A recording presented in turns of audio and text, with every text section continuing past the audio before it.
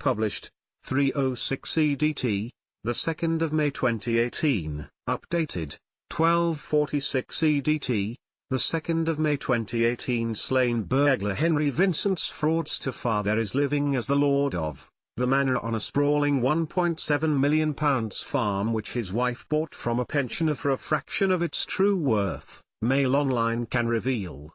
Henry Vincent Sr.'s wife Rosemary, 59, has taken ownership of the Grade 2 listed detached farmhouse, where their son was living before he died, and 40 acres of land from retired Dudley Wright. 72. Land registry documents show that Mrs. Vincent bought the palatial home called Snag Brook in Hollingbourne, Kent, on April 12, for a cut price £325,000, 6 times less than its true market value. The 5-bedroom house and land was sold in 5 separate titles with each valued at £65,000, for a total of £325,000, in Mrs. Vincent's name.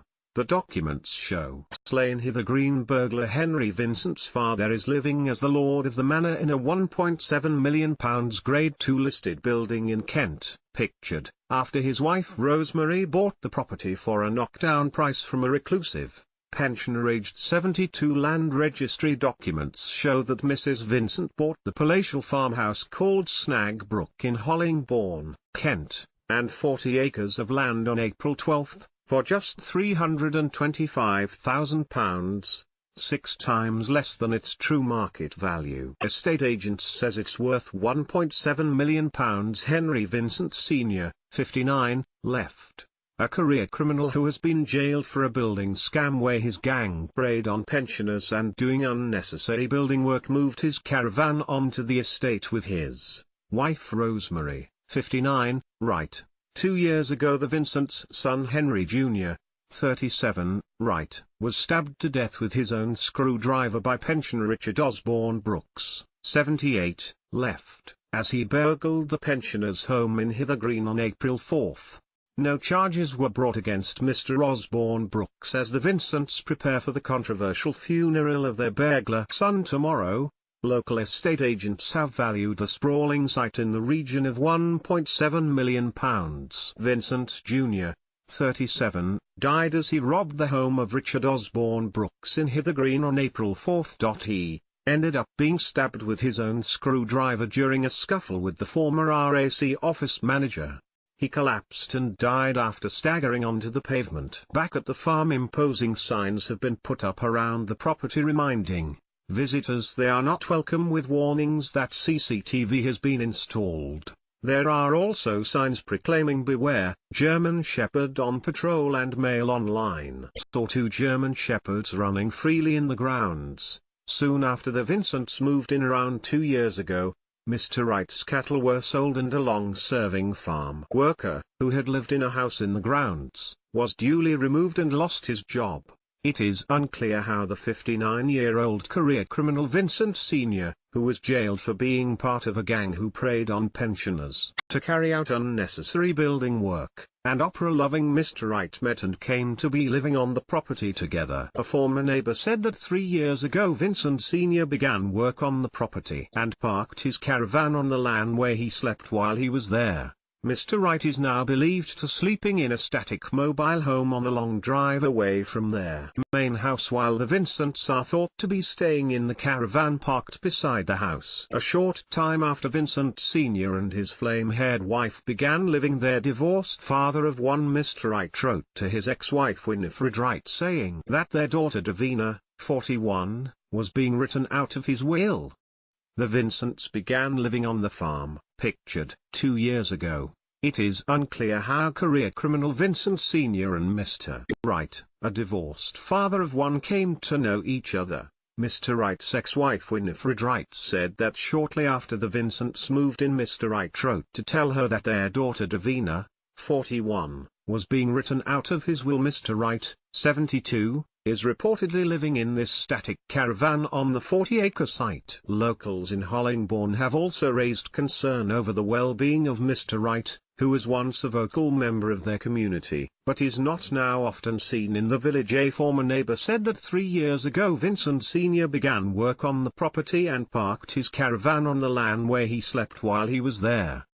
Soon after the Vincents moved in around 2 years ago, Mr. Wright's cattle were sold and a long-serving farm worker, who had lived in a house in the grounds, was duly removed and lost his job. Mrs. Wright, 72, whom he married in 1972 and broke up 4 years later, said was so concerned about his health and safety that she contacted the police. They told me that as we were divorced they could not tell me anything about him so as not to interfere in his privacy, she said. But 2 years ago I received a letter from Dudley saying that our daughter was being disinherited from his estate. That was a big shock. Locals in Hollingbourne have also raised concern over the well-being of Mr. Wright, who was once a vocal member of their community. The wife of Mr. Wright, pictured on his wedding day in 1972, was so concerned about his welfare she contacted the police. Their fears were even raised at a local parish council meeting in October 2016 when members spoke about how the pensioner had disappeared and had not been seen around the area. Council member John Cobbett told the meeting he was very concerned that Mr. Wright had not been seen for months in the village shop or around the village, which was unusual.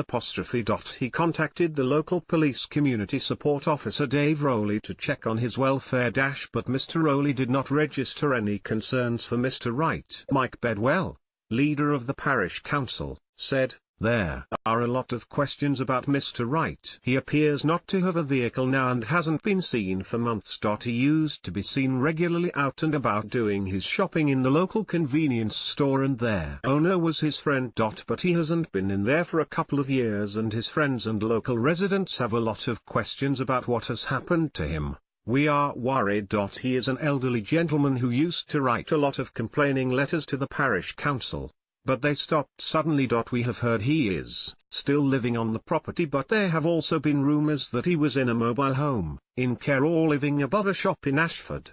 We have checked and there is no sign of him." Mr. Cobbett added, "There was a farm manager in Cowman called Walter who lived in a house on Dudley Wright's farm. He had been there forever looking after the animals and so on, and suddenly he was given notice to leave. His family appealed to the parish council to try and do something, but the parish council couldn't, except express concern. We did feel uncomfortable about the situation regarding Mr. Wright. When Mail Online rang the house and asked to speak to Mr. Wright, a woman slammed the phone down after saying, "He's not available." Meanwhile, disquiet among the villagers of Hollingbourne intensified when Vincent Jr. was killed and his family's criminal history was revealed. The Vincents have been known to fleece the old in a variety of mainly cowboy building scams. Their vile tricks of the trade include showing rotten pieces of wood they have brought with them to convince octogenarians they need repairs done. They also like to squirt water onto the interior walls of pensioners' homes to pretend there is a damp problem. Vincent Sr., one of at least 9 members of the Vincent family to spend time in jail,